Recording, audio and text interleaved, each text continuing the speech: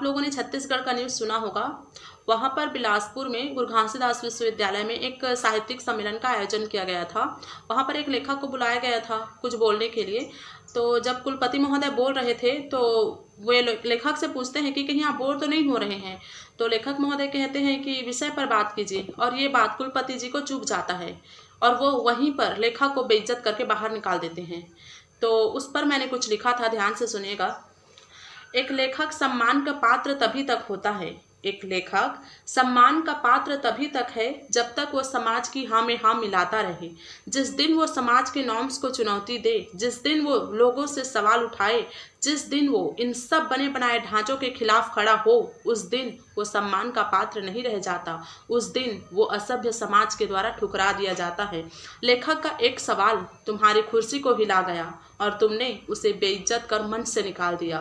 तुम उसे निकाल सकते हो पर उसके शब्दों को नहीं। कुर्सियां तो बदल सकती है पर सवाल नहीं। तुम लेखक चाहते हो जब तक वो चुप रहकर तुम्हारी बात सुने और मुस्कुराता रहे और तुम्हारी भाषा बोलता रहे, पर जब वो अपनी भाषा बोले तो तुम्हारे लिए वो बदतमीज हो जाता है। जहाँ सवाल जन्म लेते हैं, जहाँ लोग सीखने जाते हैं, वहाँ सवाल करना गुनाह कैसे हो गया और पूछने वाला अपराधी कैसे बन गया। जिस समाज में, जिस जगह पर बुद्धिमत्ता की इज्जत ना हो, जहाँ ताकतवर को सम्मान मिले, जहाँ शिक्षा का महत्व जीरो और पद महंगा हो, वहाँ का समाज सिर्फ जर्जर हो सकता है और कुछ नहीं। गौर जरूर करिएगा। धन्यवाद।